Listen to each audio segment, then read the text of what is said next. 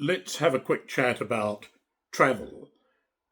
I'm fascinated that so many people travel in the middle of summer, in the middle of their summer. Of course, the northern and the southern hemispheres differ in that regard, but I am fascinated that people in their millions, in their tens of millions, set off and hit Europe in July and August. A most horrendous experience, I would have thought. Well, not would have thought, I know. In 2023, I was there at that very time and suffering the high 30s, nearly 40-degree heat in Italy, the magnificently long queues at places like the Colosseum and other majestic landmarks and historic places that one really must go and see if one is in that part of the world and doesn't get the opportunity to go there annually. So you have to make the best of the time that you're there. But I found the heat to be oppressive beyond belief, and the queues unacceptably long. Prices were hiked a little bit, I think, in the summer compared to what they might be at other times. But what I advocate is travelling in the off season or perhaps early spring. I did once go to Barcelona and travel through Spain in early March. In fact, around about, it's March the, what is it, March the 9th, I think, today.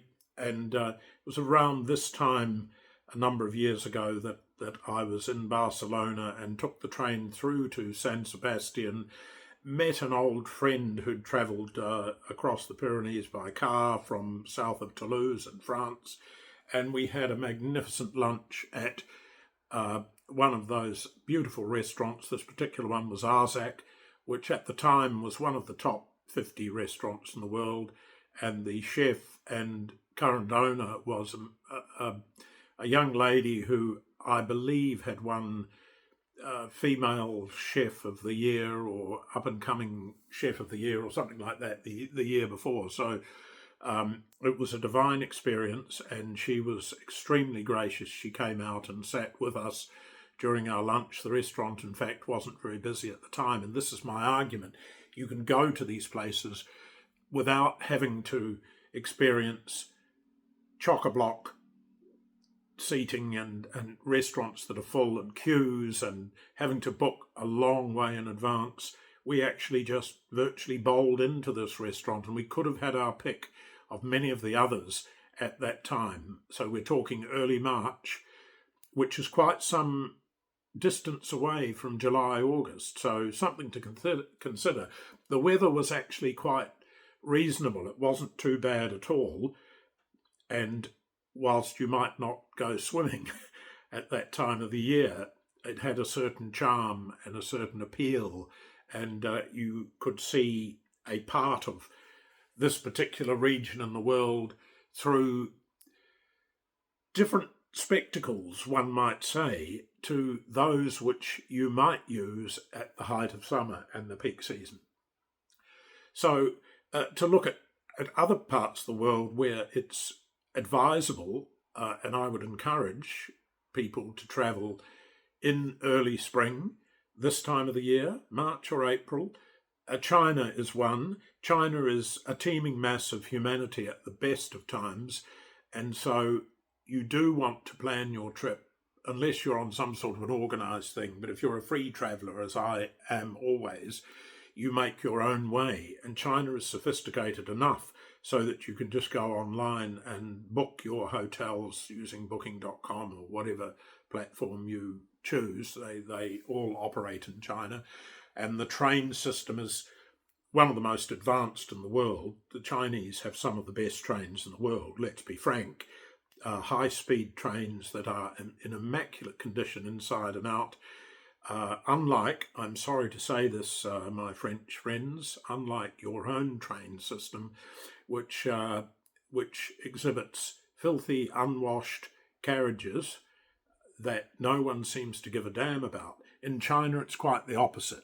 So you will get on these trains and you'll whiz through the countryside, get to your destination. And China does have, notwithstanding the great sort of smoggy haze that hangs around some cities, it does have some of the most spectacular scenery that you will ever see. If you go to places like Zhangjiajie, I've probably mispronounced that, but where Avatar was filmed, it's just incredibly magnificent. But if you go there at the height of the season, which doesn't necessarily mean in the middle of summer, it could be Golden Week, where everything in China shuts down and all the Chinese go home to visit their families and they go out and behave as tourists. You just can't move.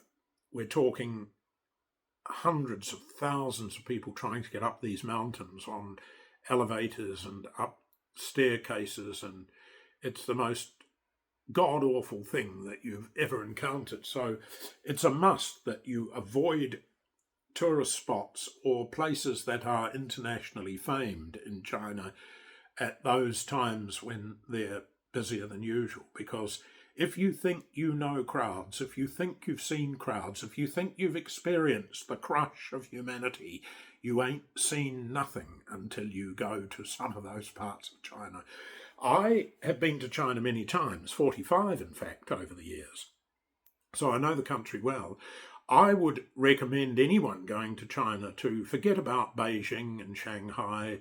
Those places are great if you want to sort of enjoy a bit of food, and in Shanghai strut up and down the Bund and take photographs and all that sort of thing. But get down to the southwest, to Yunnan province. It's absolutely stunningly beautiful, and it's the home of the great teas in China, and also mushrooms, the many, many varieties of mushrooms. And it, of course, is very, very scenic. It's right down the bottom, bordering Thailand, really. You could nip across the border into Thailand by train, I'm sure, and have a bit of a few days in there if you wanted to. But there are all sorts of things in Yunnan. There's elephants. You can see elephants and other jungle creatures. Then you could whip up to Sichuan, the home of the Sichuan pepper and the very hot food that you get there. And that's a tremendously enticing experience if you're a foodie. They also have stunning scenery in parts of Sichuan, definitely worth going to. And of course, they have pandas there. It's the home of the pandas. So if you want to see pandas for Africa, then, so to speak, go there. Then you've got other parts of China. I mean, it is a vast country. Not only does it have 1.5 billion people, which is a massive percentage of the world's population, but it also has vast areas. To go from one side of China to the other is quite a long train journey in a high-speed train. You're not going to do it in a matter of hours. It takes quite considerably longer. But go up to the northeast, near Vladivostok, and down at the bottom of that particular province to a town which is on the river, across which is North Korea. So that's quite an experience. You can walk halfway across the bridge, and then it ends because it was destroyed by the Americans. So you can get to the middle of the river, which is approximately where the border is, and look across to North Korea. So a very unusual experience. But again, I reiterate, you want to do those things when there are not a lot of other people doing them, when they're all at work at home, or they're planning their summer holidays along with hundreds of millions of other people. So easier to travel around.